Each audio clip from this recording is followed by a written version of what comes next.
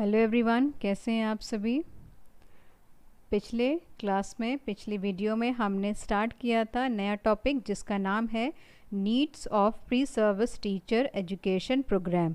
यानी कि service start करने से पहले, स्कूल्स में पढ़ाने से पहले जो शिक्षण दिया जाता है उसको हम क्या कहते हैं, pre service teacher education program.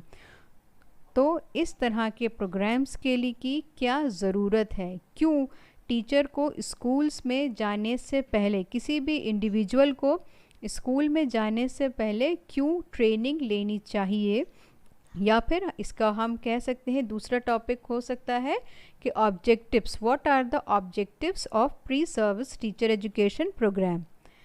इससे रिलेटेड हमने 5 पॉइंट्स हमने किए थे लास्ट क्लास में।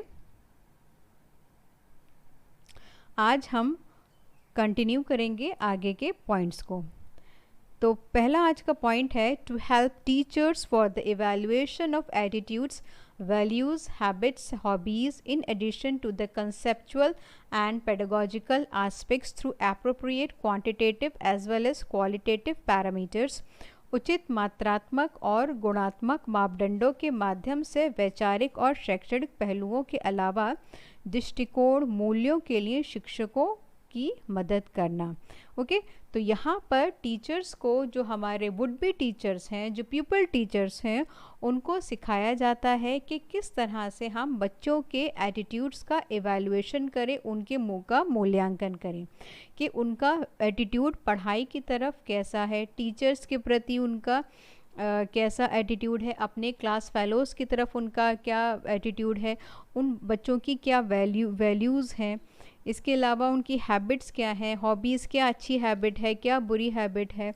इसके अलावा जो कंसेप्चुअल पेडागोजिकल एस्पेक्ट्स होते हैं, उन सब के बारे में भी टीचर को एवैल्यूएशन करना सिखाना ये जो है एक बहुत इम्पॉर्टेंट पॉइंट है। अगला देखिए, to make the teacher trainees capable of using high and low technology, शिक्षण प्रशिक्षुओं को उच्च और निम्न प्रौद्योगिकी का उपयोग करने में सक्षम बनाना। यानी कि जो टीचर ट्रेनीज़ होते हैं उनको हाई टेक्नोलॉजी भी सिखाना और लो टेक्नोलॉजी भी सिखाना। लो टेक्नोलॉजी का मतलब क्या है, जैसे कि use of black board in the classroom, कि किस तरह से ब्लैक बोर्ड जो है एक लो टेक्नोलॉजी का हम उसका एग्जाम्पल हम के तौर पे हम ले सकते हैं। इसका किस तरह से वो टीचर यूज़ करता है अपनी टीचिंग को बेहतर बनाने में। उससे रिलेटेड एक ब्लैक बोर्ड स्किल भी होती है कि हमको किस तरह से ब्लैक बोर्ड पे लिखना चाहिए, टॉपिक हमारा सेंटर में होना चाहिए, बड़ा बड़ा अल्फाजों में उसका लिखना चाहिए, उसको अंडरलाइन करने चाहिए, सारे पॉइंट्स क्लियर होने चाहिए। ब्लैक बोर्ड को हम 2 पार्ट्स में डिवाइड करते हैं, एक तरफ हम अपना मैटर लिखें, दूसरी तरफ हम कुछ भी चीज़ ड्रॉ कर सकते हैं। इस तरह के जो यूसेज है ब्लैक बोर्ड स्किल का वो हम सिखाते हैं। और हाई टेक्नोलॉजी का मतलब the use of computers, the use of computers in the classroom, ICT की बच्चों को नॉलेज देना। इसीलिए जो बीएड के सिलेबस में, बीएड के कोर्स में ICT और कंप्यूटर एजुकेशन भी एक पेपर रहता है जिसमें टीचर ट्रेनीज को सिखाया जाता है और कंप्यूटर में उनको काबिल बनाया जाता है। अगला पॉइंट है to make the trainees capable of crossing subject boundaries so that they can handle interdisciplinary approach as and when necessary. प्रशिक्षुओं को विषय सीमाओं को पार करने में सक्षम बनाना ताकि वो आवश्यक होने पर अंतर अनुशासनात्मक दृष्टिकोण को संभाल सकें। इसमें है कि हम देखिए किसी भी तरह से जो है एक बाउंड्री के अंदर रहना अच्छा नहीं माना जाता। अगर हम अपना आउटलुक जो है बहुत वाइड रखना चाहते हैं, हम सक्सेस हासिल करना चाहते हैं, हम चीज़ों को बेहतर बनाना चाहते हैं, तो ये कहा जाता है कि बाउंड्रीज़ के बाहर हमें सोचना होगा, thinking out of the box. एक क्रिएटिविटी के लिए ये बात कही जाती है hey, you have to, if you want to do something good, if you want to create something new, then you should think beyond the box. आपको box के बाहर जाना. बॉक्स का मतलब यानी कि जो बाउंड्रीज़ हैं उसके बाहर जाना. इसी तरह से यहाँ पर भी हम टीचर को, टीचर ट्रेनी को यहाँ पर सिखाते हैं कि आपको सिर्फ अपने सब्जेक्ट की बाउंड्रीज़ के अंदर ही नहीं रहना है, बल्कि आपको एक इंटरडिसिप्लिनरी अप्रोच के साथ पढ़ाना है. इसीलिए चाहे जो भी हमारा मेथड होता है उसमें हम हमेशा उस सब्जेक्ट का, उस मेथड का रिलेशन दूसरे सब्जेक्ट से बताते हैं. फॉर एग्जांपल इकोनॉमिक्स मेथड है, तो what is the relation between economics and mathematics, what is the relation between economics and statistics, what is the relation between economics and history.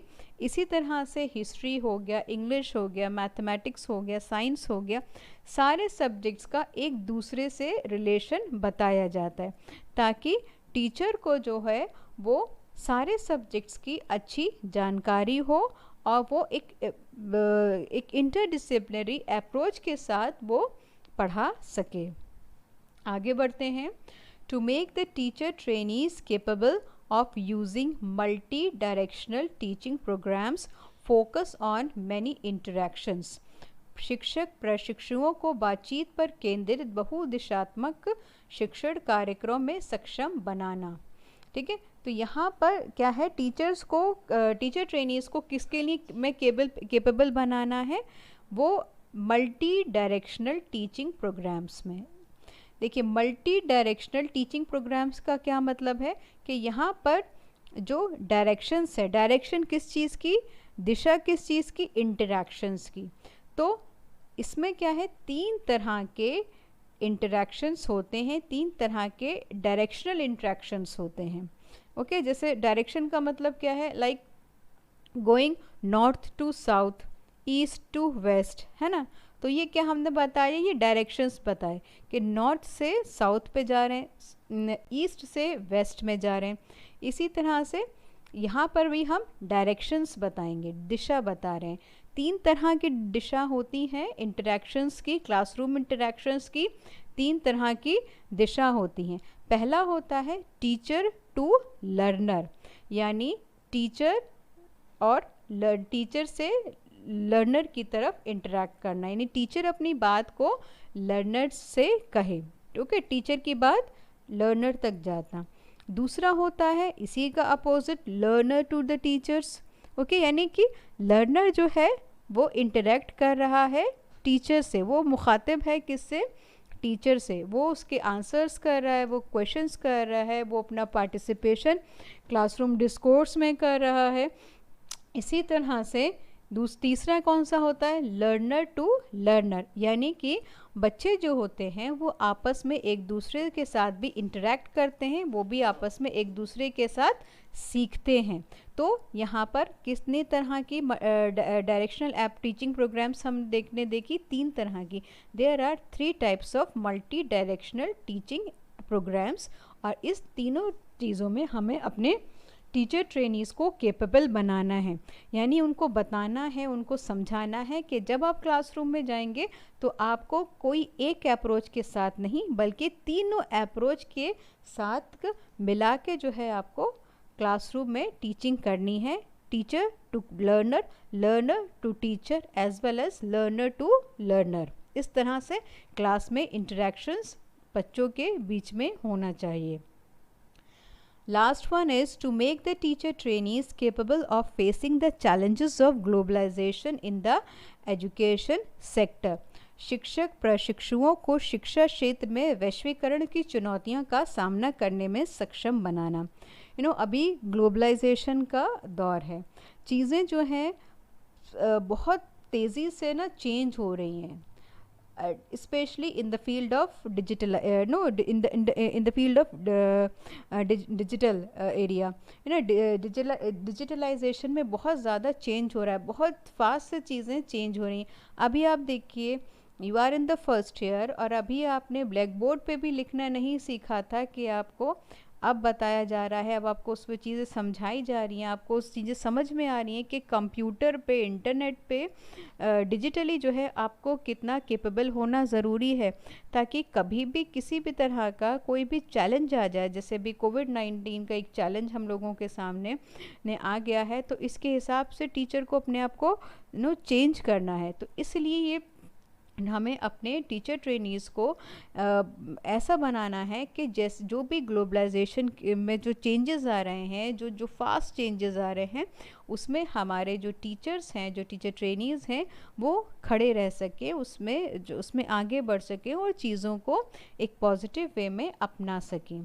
तो इसी के साथ हम अपने इस टॉपिक को ख़त्म करते हैं। उम्मीद है कि आपको अच्छे से समझ में आया होगा। अपना ख्याल रखें।